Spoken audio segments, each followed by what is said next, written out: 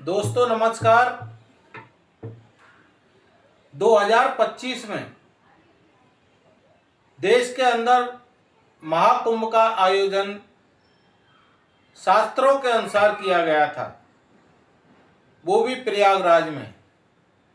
और उत्तर प्रदेश की सरकार के द्वारा लंबे लंबे बखान करके हिंदुस्तान की जनता को, सनातनी जनता को, जो कि आस्था और धर्म में विश्वास रखती है, उसको ये कहकर बुलाया गया कि 100 करोड़ की अगर हिंदुस्तान की जनता इलाहाबाद प्रयागराज में आती है तो उसको किसी भी प्रकार की असुविधा नहीं होगी।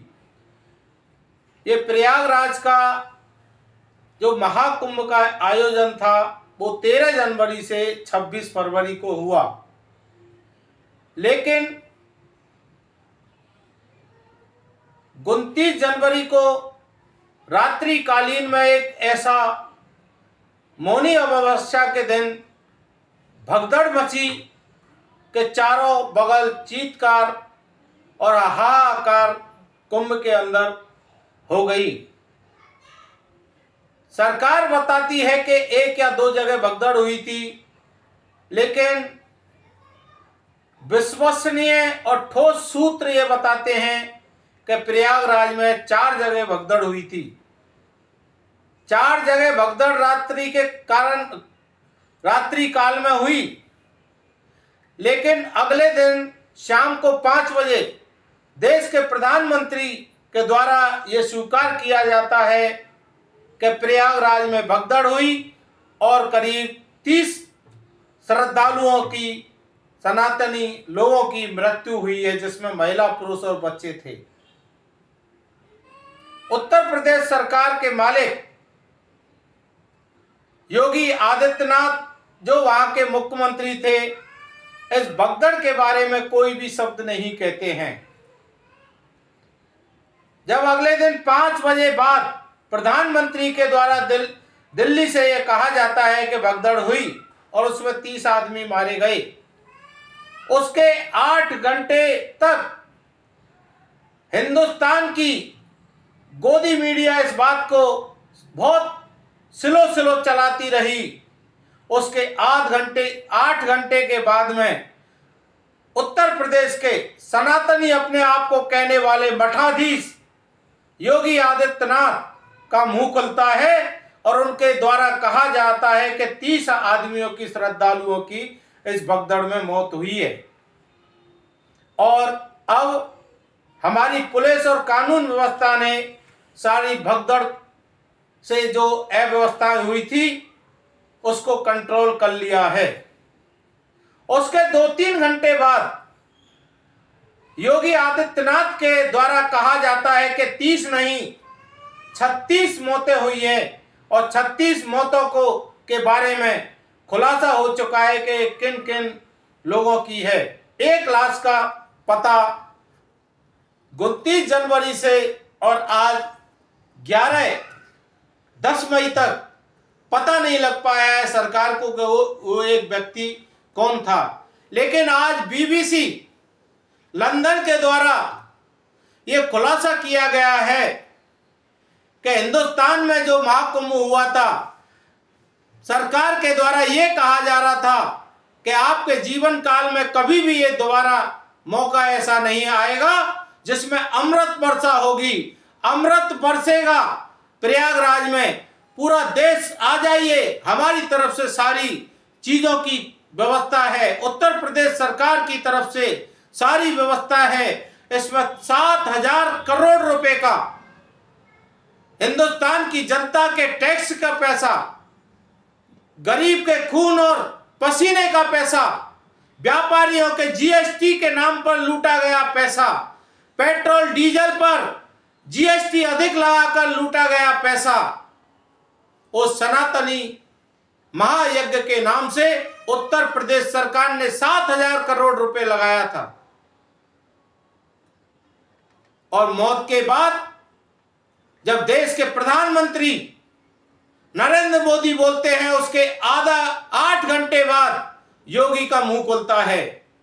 और ये निकम्मी मोदी गोदी मीडिया जो कि छोटी छोटी बातों को बड़ा चढ़ा के बताती है, लेकिन हमारे जो श्रद्धालु वहां पर भगदड़ में कुचले गए, मरे, बड़े थे, बूढ़े थे, बच्चे थे, जवान थे, उनको भगदड़ के कारण पैरों से कुचल दिया गया और उनकी मौत हो गई, बेसमय मौत हो गई। उनके परिजनों ने जाने कैसे कैसे के 1.5 साल बाद ये महाकुंभ होने जा रहा है, तो हम हमारे परिवारजनों को महाकुंभ में नहलाने के लिए भेज दें। अब बीबीसी के द्वारा जो खुलासा किया गया है वो खुलासा ये है, बीबीसी कह रही है कि 100 से अधिक लोग उस भगदड़ में मरे थे, लेकिन अभिनव गोयल जो कि बीबीसी का एक पत्रकार है, उसने अपनी टीम के साथ में 4 महीने के अंदर लगातार 4 महीने से और 11 राज्यों में दौरा किया और हकीकत बात का पता किया कि कितने लोगों की मौत हुई। तो उनके पास खुलासा हालांकि 100 से अधिक मौतों का हुआ, लेकिन जो सत्यता है, ठोस सबूत है उनके पास 82 श्रद्धालुओं के सबूत हैं। सरकार कहती है कि हमारे पास इतने आंकड़े नहीं हैं। जिस सरकार के पास हाईटेक सारी व्यवस्था है, वो सरकार 82 आदमियों के आंकड़े नहीं जुटा पा रही है। लेकिन उसके बाद में एक प्रश्न चिन्ह इस सरकार पे लगता है। सरकार कहती है और सरकार ने कहा है और सरकार ने पैसा दिया है, मुआवजा दिया है। 36 आदमियों को, मरने वालों को सरकार के द्वारा 25-25 लाख रुपए दिए गए और 26 आदमियों को 5-5 लाख रुपए उत्तर प्रदेश प्रशासन ने नहीं, उत्तर प्रदेश की पुलिस ने घर घर जाके 26 लोगों को 5-5 लाख रुपए बांटे हैं। तो सरकार पर ये मनी लॉन्ड्रिंग का केस बनता है कि 1 करोड़ 30 लाख रुपए योगी जी बताइए किस सेठ ने आपको दिए थे। सरकार अगर कोई अनुदान देती है तो वो चेक के द्वारा देती है। ये नगद पैसा आपने क्यों वितरण किया? क्या आपके बाप का पैसा था? योगी जी और मोदी जी बताइए। और इसी प्रकार से दिल्ली में हादसा हुआ, उसमें 1 करोड़ और 80 लाख रुपए बीजेपी की केंद्र सरकार ने बांटे। क्या वो मनी लॉन्ड्रिंग नहीं है?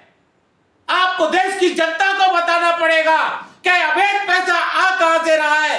एक तरफ आप पारदर्शी सरकार की बात करते हो, सुशासन की बात करते हो, ईमानदारी की बात करते हो, भ्रष्टाचार मुक्त सरकार की बात करते हो, और जनता को लूटकर देश के व्यापारियों को और उद्योगपतियों को धमकाकर, डराकर और उनसे पैसा लेके और इस तरह के हादसे जब हो जाते हैं तो उनको, लोगों को नगद पैसा बांटने का काम करते हो।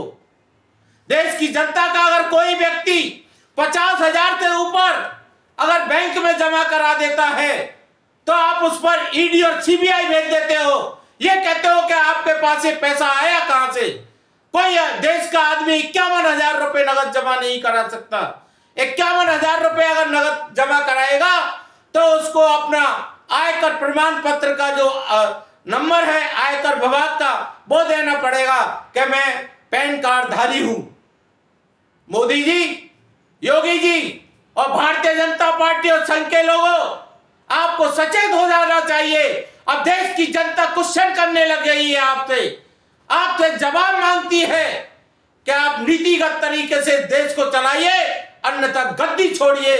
जनता जाग चुकी है, सिंहासन करो, अब जनता आ रही है। जय हिंद साथियों, नमस्कार साथियों।